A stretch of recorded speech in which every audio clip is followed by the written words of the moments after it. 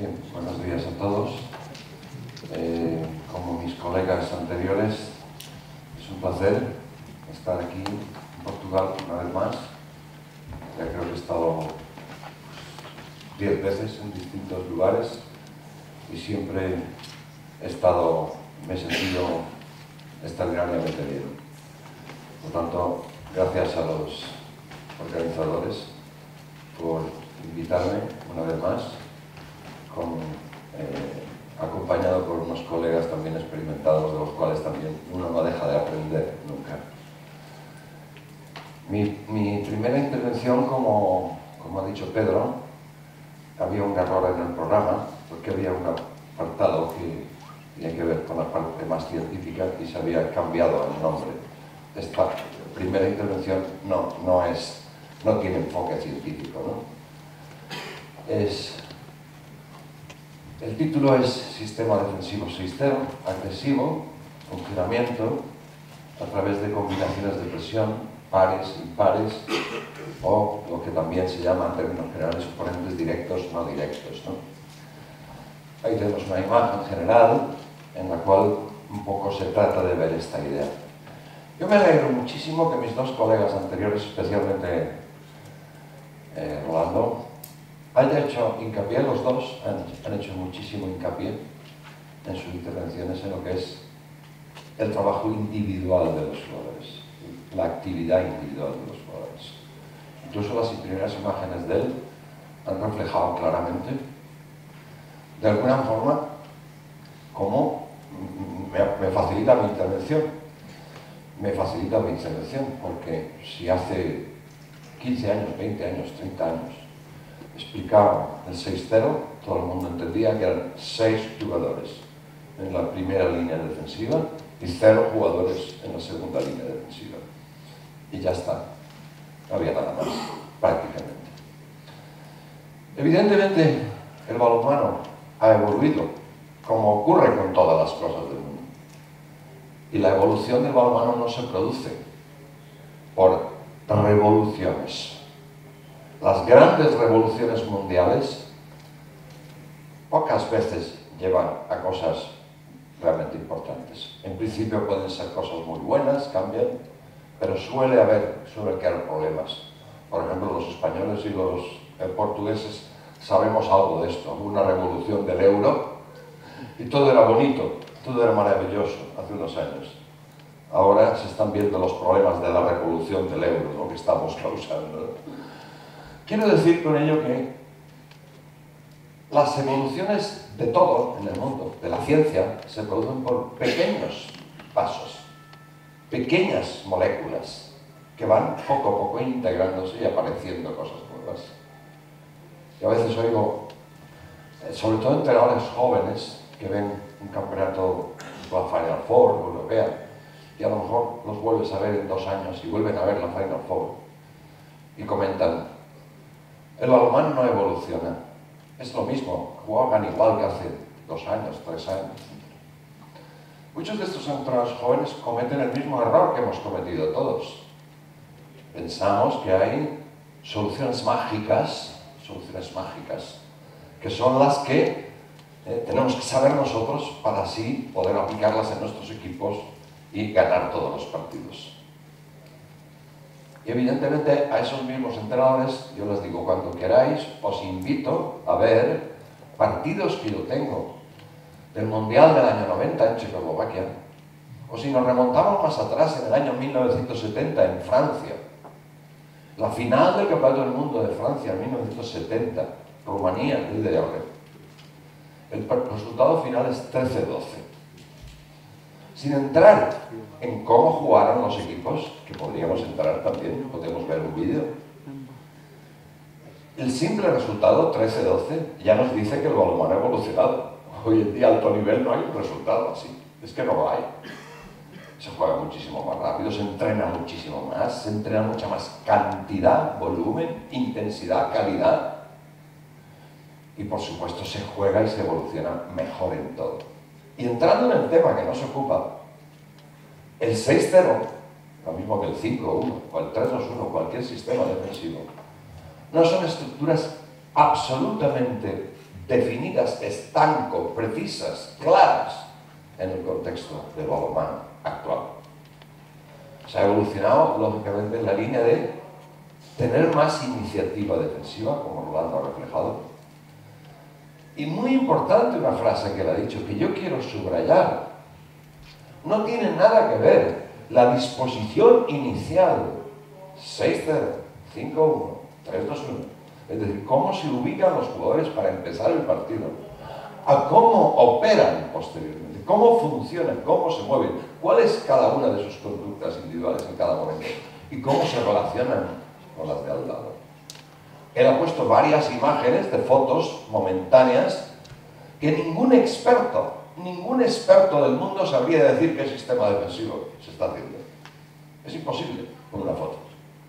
Yo a veces me quedo asombrado cuando algún comentarista de televisión, especialmente jornalistas, ¿no?, a los 2 minutos ya están diciendo sistema defensivo 6-0. ¿Cómo lo sabe? Yo no lo sé. Yo no lo sé. Llevo toda la vida en balonmano y todavía no sé qué sistema defensivo se está haciendo. ¿Por qué? Porque un sistema, como su propio nombre indica, el significado sistema quiere decir que es sistemático. Es decir, que no se da en un instante, tiene que darse continuadamente.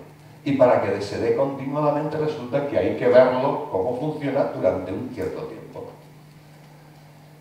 Entonces, un poco en esta línea, evidentemente se ha evolucionado. Y esto no es nuevo, Es decir, el concepto de iniciativa defensiva ya está apareciendo. Yo leí ya un primer artículo, que luego, posteriormente, escribió un libro, Dietrich Spate, alemán, que se llamaba Anticipatives Arbeit, trabajo de anticipación en defensa. Escribió un libro sobre eso. Y ya tiene fácilmente 25 años este libro. Por supuesto, luego los franceses, en general, tanto a nivel de equipos nacionales, la evolución de equipos nacionales en la práctica, como sus propias publicaciones han insistido muchísimo en esta línea. Por tanto, mi trabajo de hoy, evidentemente un poco en la línea que ha comentado Isidoro, podría estar hablando 3 horas de ello, pero tengo que intentar resumir todo. Una pequeñísima introducción, objetivos, características generales de lo que sería el funcionamiento operativo del 6-0, evolucionado, comparación entre diferentes actitudes, aspectos teóricos previos, es decir, ahí lo único que voy a reflejar es decir, un sistema no es nada, un sistema es, otra vez, las conductas individuales de cada jugador, en definitiva, las intenciones tácticas individuales que se están poniendo de manifiesto en cada momento del encuentro, y la frecuencia de ellas, pasando a lo que es el concepto de defensa activa, en la cual la iniciativa la tiene más el defensor, o pretende tenerla el defensor, aunque evidentemente no siempre puede.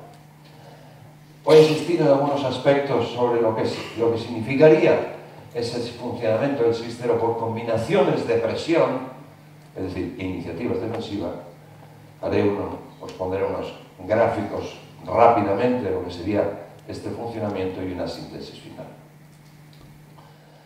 Bien, podríamos hablar primero en esa introducción. Idea de defensa 6-0. Históricamente, la defensa tiene 3 principios. La recuperación de balón, evitar la progresión o retrasar la progresión de los atacantes hacia mi portería y proteger la portería. En función de un sistema defensivo u otro, se le da, en mi concepción de modelo de juego, más importancia a un principio que a otro. Evidentemente, históricamente, la defensa 6-0 le daba más importancia al principio proteger la portería, lo cual quiere decir todos más cercanos unos a otros y más próximos a nuestro guardaredes, ¿no?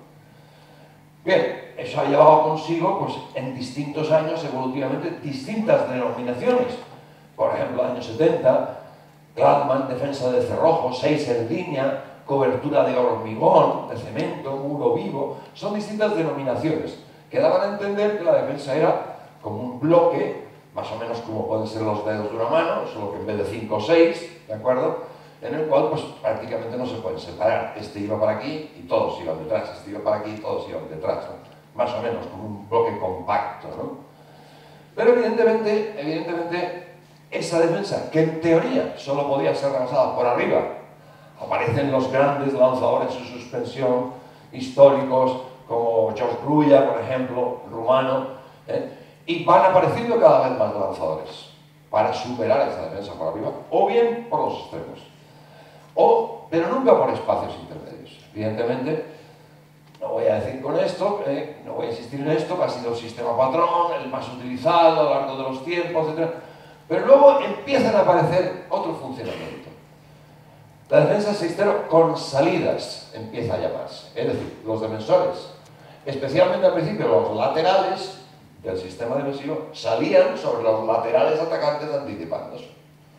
Luego empezaron a salir los centrales, de tal forma que empezaron a modificarse las actitudes individuales de cada jugador, ¿no?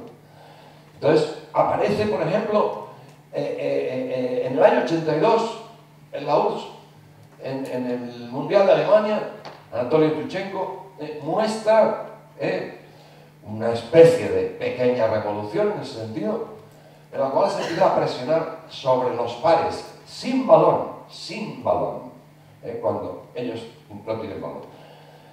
Y poco a poco, de tal forma que la defensa, evidentemente, por supuesto, llegamos a una situación actual y ya no tiene nada que ver con lo que era históricamente.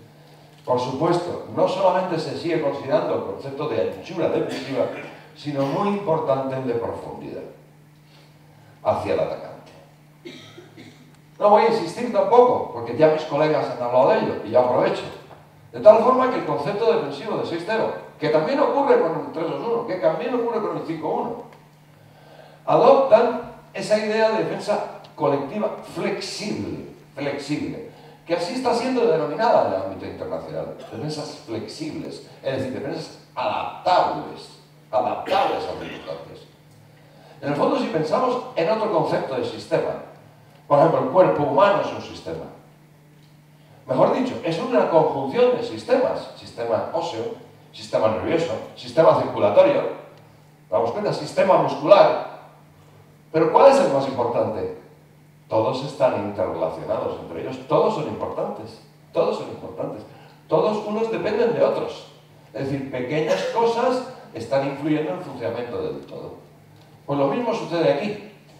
De tal forma que podríamos hablar, como vemos aquí, tres grandes formas generales de intervenir la defensa.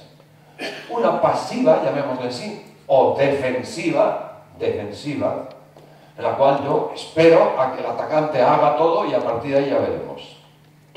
Le cede la iniciativa por completo al atacante.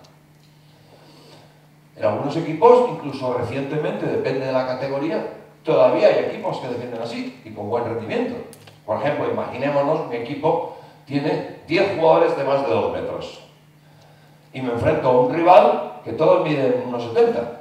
Pues a lo mejor una defensa pasiva, defensiva, puede ser más que suficiente y gano el partido, ¿de acuerdo? Recuerdo uno de mis últimos años como entrenador en la liga profesional española, pues que quedó campeón el Bidasoa de Irún. Tenía 5 o 6 jugadores así y mi equipo eran todos enanos, todos así. Ellos nos defendieron 6-0 pasivos, absolutamente pasivos, o sea, no daban un paso frontal. No daban un paso frontal. Y fue suficiente para ganarnos, claro. Les costó, todo hay que decirle que les costó, pero nos ganaron, claro. Un segundo concepto, que es la defensa reactiva. Es decir, la iniciativa la sigue teniendo el atacante.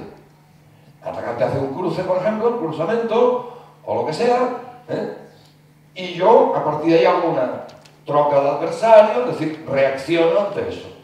Reacciono ante lo que el atacante ha hecho. Pero reacciono no esperándolo aquí, sino yendo a por él, es decir, avanzando en profundidad. Y la tercera concepción, que es la más moderna, la que está realmente sucediendo en el balonmano internacional, es la activa. ¿Qué significa? Por encima de todo, mayor nivel de anticipación a jugador con balón, por supuesto a jugador sin balón, y por supuesto en una concepción de muchísima iniciativa defensiva.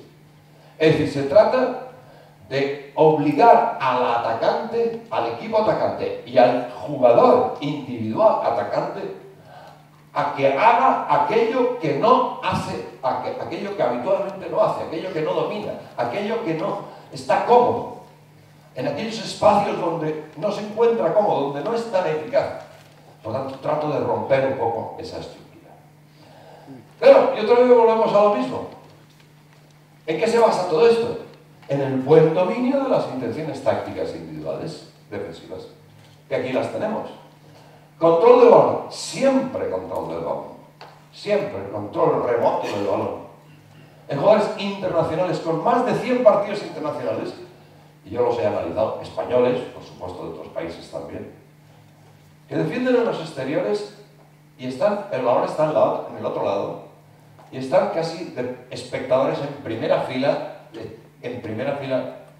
no participando activamente en el juego porque el balón está muy lejos.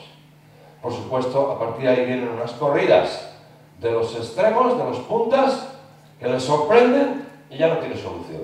Ya no tiene solución. Por lo tanto, no voy a hablar sobre esto porque es recordar simplemente control de balón. Control del oponente sin balón. No importa tanto si es el mío directo como si no es el mío directo. Da igual ese concepto de este es el mío, no, este no es el mío, no. Esto tiene que terminar, esto tiene que terminar. Hay que intentar controlar. Por supuesto, la disuasión, que también es la disuasión de pase y la disuasión de recepción, es decir, dificultar el inicio del pase y dificultar la llegada del pase. Aprendemos en la diferencia. En el momento que el pase nace, en el momento que el pase puede llegar a un sitio. Por supuesto, la interceptación, igual, exactamente igual, desde el punto de vista de cerca, muy perto al atacante poseedor, o lejos, lejos. Pero claro, evidentemente, en la medida que se está lejos y hay un pase largo, tiene que saber eso desde el punto de vista teórico, el defensor tiene más tiempo para intervenir y por tanto más fácil interpretar. El concepto de acoso al poseedor, absolutamente acoso, control, contacto físico al que ha hecho alusión Rolando, la obstrucción del tiro y la obstrucción del adversario. Por ejemplo, antes estadísticamente no se analizaban con detalle en los campeonatos del mundo internacionales, pues Juegos Olímpicos, etc. el número de faltas de ataque que se producían.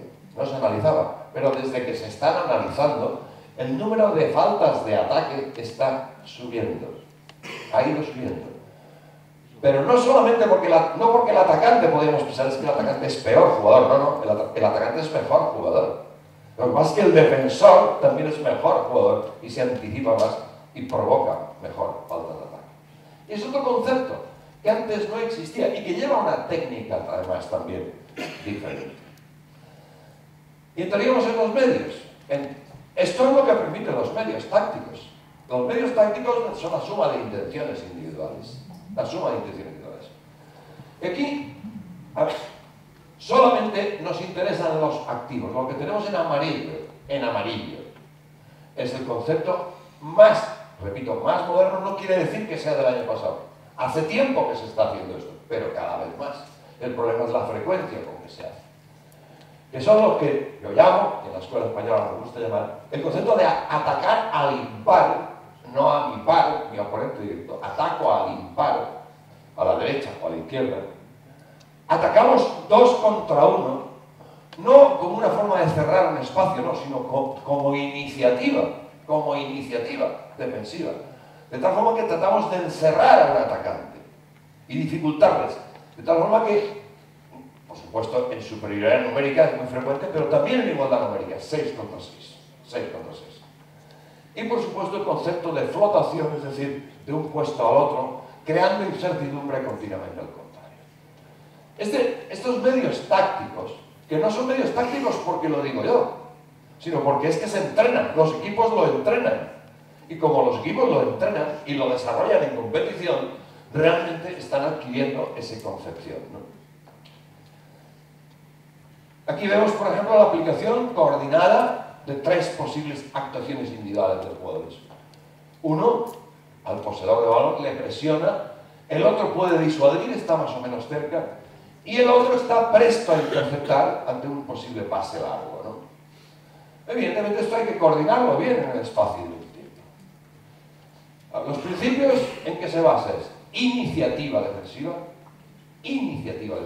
la defensa no, en el balonmano internacional, no puede estar de una forma pasiva, tiene que ser iniciativa, es decir, ese concepto de activa que hemos dicho. Y un segundo principio muy importante que es la ruptura de la comunicación. Tenemos que romper las estructuras de los equipos atacantes, las estructuras colectivas. En el momento que yo disuado y hay aquí dos jugadores y me meto en medio y rompo las líneas de fuerza, no olvidemos que un sistema de ataque o defensa, da igual, es un sistema porque está compuesto de líneas de fuerza de ese sistema. Y las líneas de fuerza es las uniones de las fuerzas individuales entre un central y un lateral, entre un central y un pivote, entre un pivote y un extremo. Entonces, en la medida que más líneas de fuerza se unan y más coordinadamente, el sistema tiene más fluidez, más coherencia, más eficacia. A partir de ahí, ¿qué objetivos tenemos? Reducir o evitar la participación de determinados jugadores. Eso ya se hacía con la defensa 5-1 mixta hace muchísimo tiempo. Lo típico de la defensa 5-1 mixta.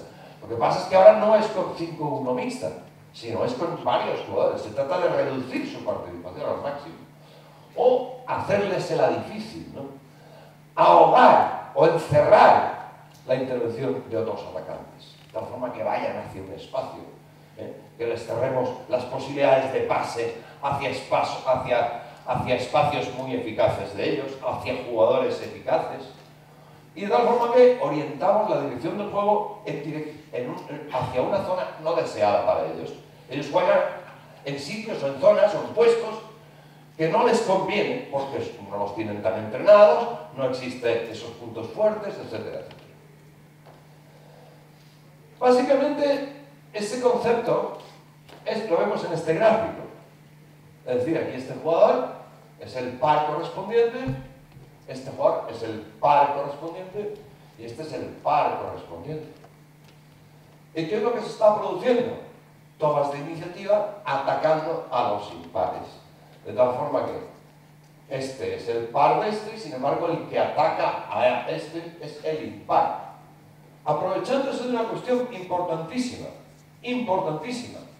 y es lo que yo llamo ahí arriba el aprovechamiento del campo visual ciego. Es decir, el balón está allí, yo soy el central, imaginemos en ese gráfico, yo soy el central, y mi campo visual está más o menos aquí, pero yo no veo lo que pasa aquí. De tal forma que si el balón está allí, mi campo visual ve el balón, veo más o menos aquí, pero no veo lo que pasa aquí. De tal forma que aparecen jugadores desde fuera de mi campo visual. Y por tanto me sorprende. Pero claro, esto primero no se puede hacer cuando uno quiera. Y segunda, como vemos aquí, en la medida que este jugador defensor ve invadido su espacio y por tanto su tarea, inmediatamente, momentáneamente, se produce un cambio de espacio. Porque si no, claro, en el momento en que este jugador fracasara, es decir, ni intercepta el pase, ni disuade, ni provoca falta de ataque, ni nada, hay superioridad numérica a la derecha, clarísimo. Por tanto, adquiere ese concepto de medio táctico. Quiere decir colaboración al menos entre dos jugadores, que luego veremos que por supuesto se produce con más jugadores. Bien, aquí quiero insistir eso. Aprovechamiento campo visual ciego, importante. Que no me vea el atacante. Hay veces que sí que me ve, claro. Pero es importante decirle a los jugadores, aprovecha los momentos que el atacante no te ve, estás fuera de su campo visual. Por supuesto, ruptura de la comunicación. Por supuesto, crear superioridades defensivas momentáneas en un espacio, que sorprenden y que aunque haya inferioridades en otro espacio, el valor no es fácil que llegue a ese otro espacio. Hay un momento de ruptura, de dudas, de dúvidas, que los atacantes se frenan, botan el balón. Éxito defensivo, porque hay una regla, no lo olvidemos en balonmano, que se llama juego pasivo.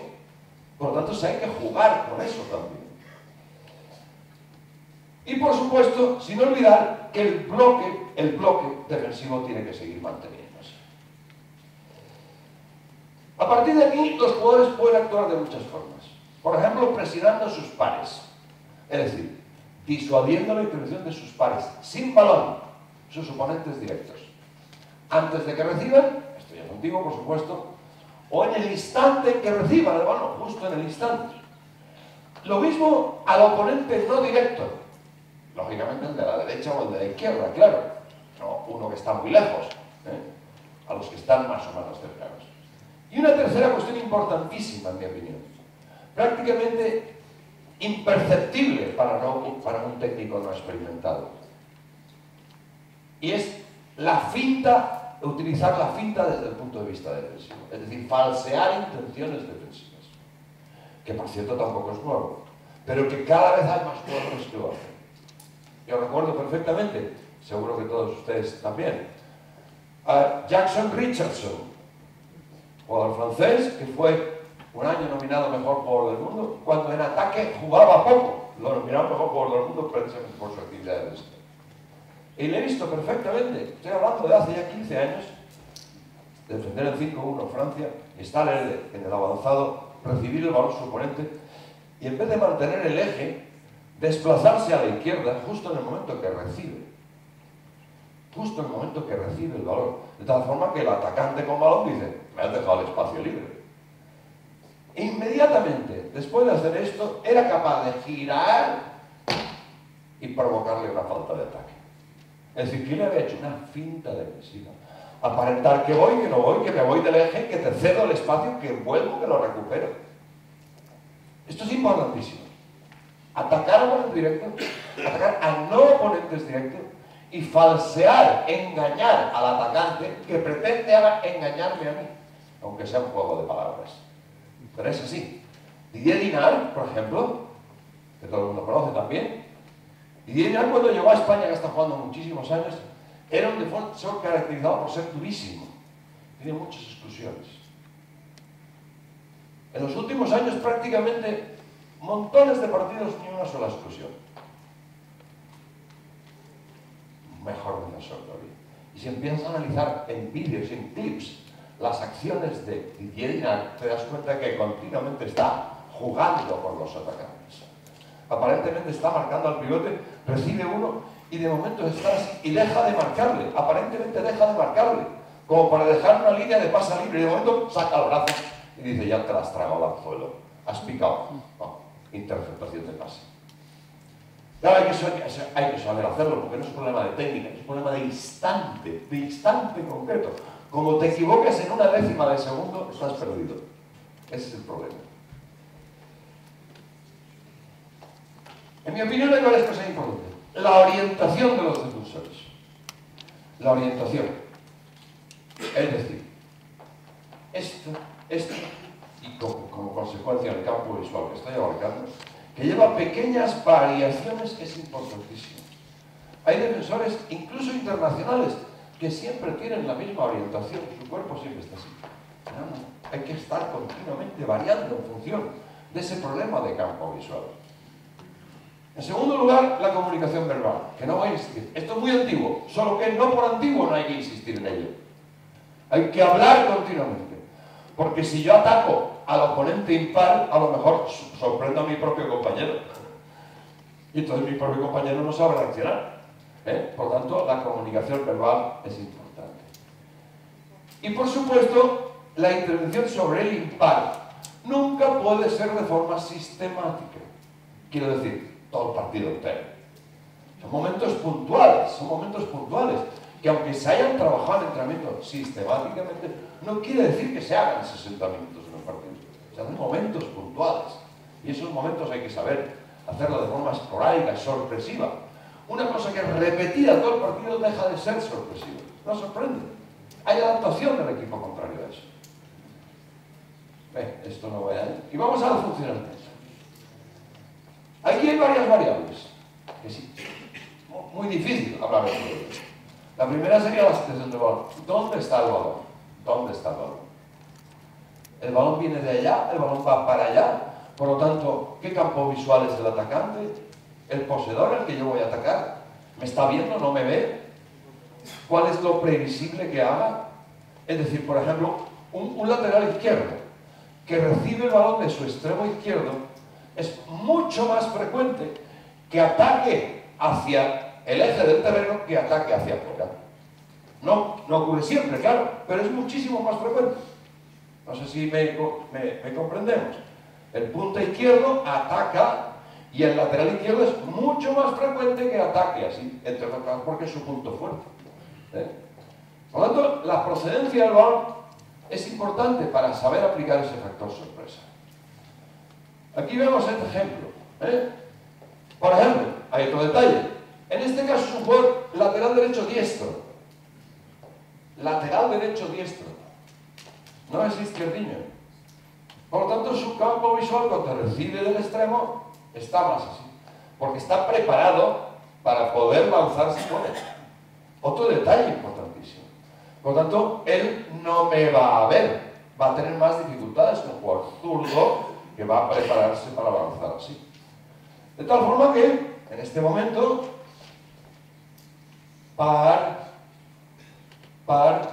que acaba de presionar al suyo, es decir, disuade, utiliza una intención táctica que es la disuasión, para que el punta derecho no reciba la bola. Entonces, este tiene que buscar soluciones individuales o solución del siguiente apoyo.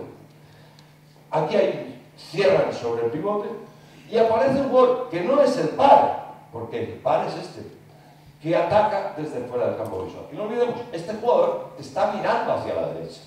Está mirando a la derecha, no mira a la izquierda. Por lo tanto, el defensor le sorprende desde fuera del campo visual. Y ahí se está produciendo exactamente esa situación. Claro, hay otras variables, por ejemplo, las trayectorias de los atacantes, como hemos dicho antes. Las trayectorias de los atacantes. No es lo mismo que este atacante utilice esta trayectoria, en el que, claro, este jugador tiene que recorrer una distancia enorme. Es imposible. Es imposible. A que utilice esta trayectoria. Entonces sí puede. Nos damos cuenta de la diferencia. Por tanto, en este caso concreto, además, se están dando dos ataques a impar de forma sucesiva. Un primero, este vamos a suponer que recibe, y aparece un segundo, que obliga a un pase largo, pero que posiblemente el defensor exterior, estas situaciones forzarán, repito, a inferioridades numéricas en el lado contrario del balón. Por lo tanto, los exteriores, este jugador y este jugador, continuamente van a tener que trabajar situaciones de 1 contra 2 desde el punto de vista defensivo. Pero no yendo a interceptar, también fintando que van a uno, recuperando, fintando que se quedan con el suyo y de momento aparecen, quedando en zonas intermedias, haciendo crear la duda al atacante en ese pase largo. Por ejemplo, aquí tenemos otra trayectoria del extremo.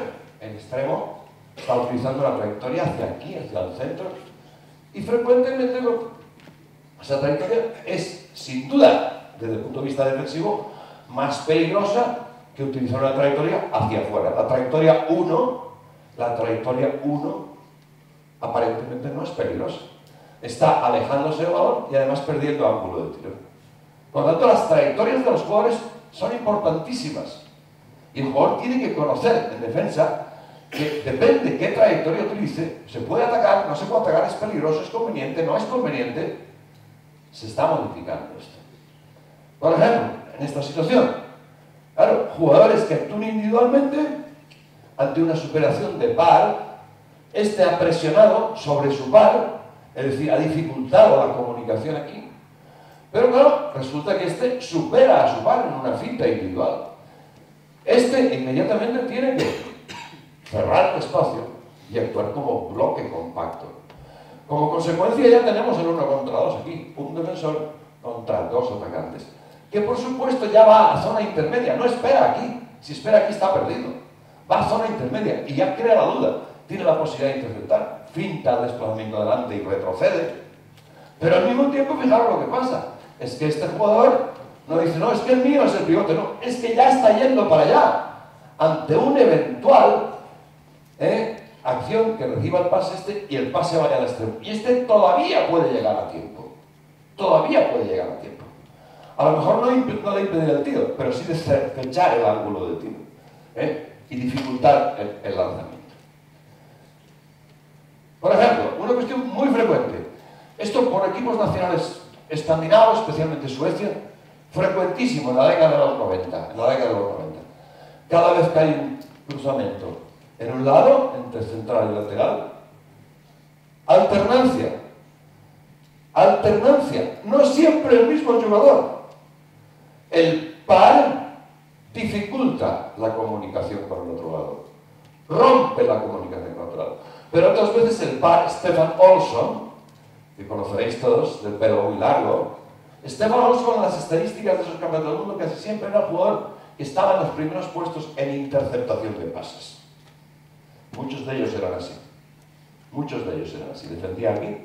Muchos de ellos cruzamiento, juego con brazos muy largos, o bien disosión, o bien finta, vuelta, y aparecía el otro y sorprendía.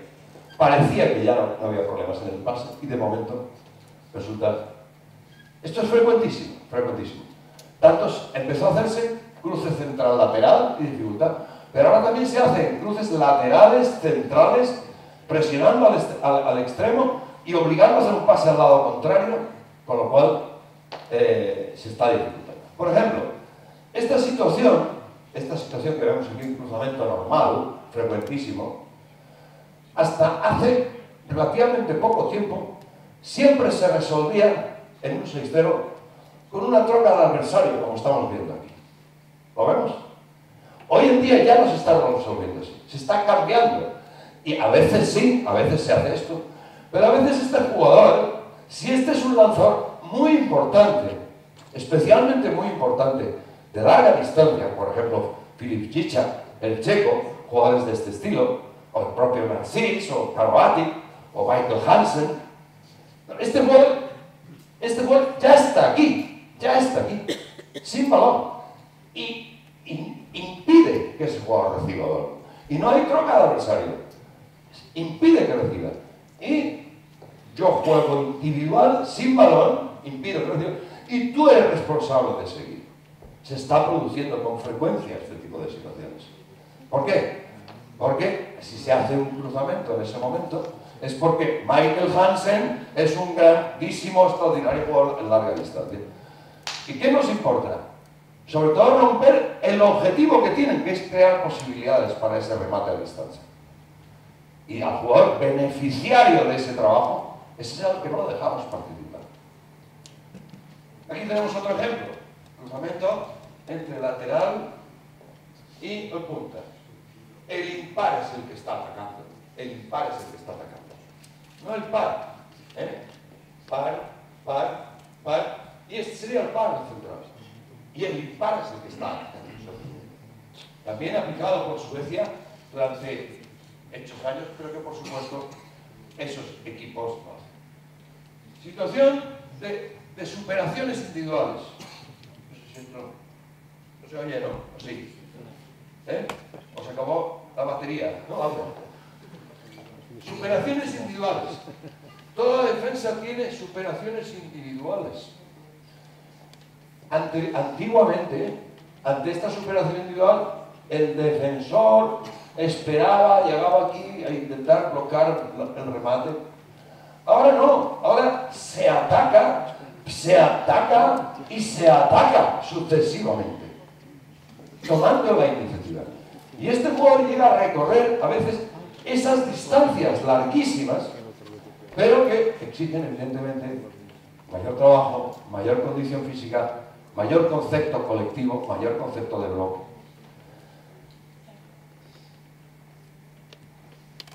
Ejemplo de lo que comentaba, situación 1 contra 2, frecuentísima ante esto, en la medida... Esto es en un ataque 2-4, es decir, 2 pivotes, 2 puntas y 2 laterales. ¿Qué va a ocurrir ahí?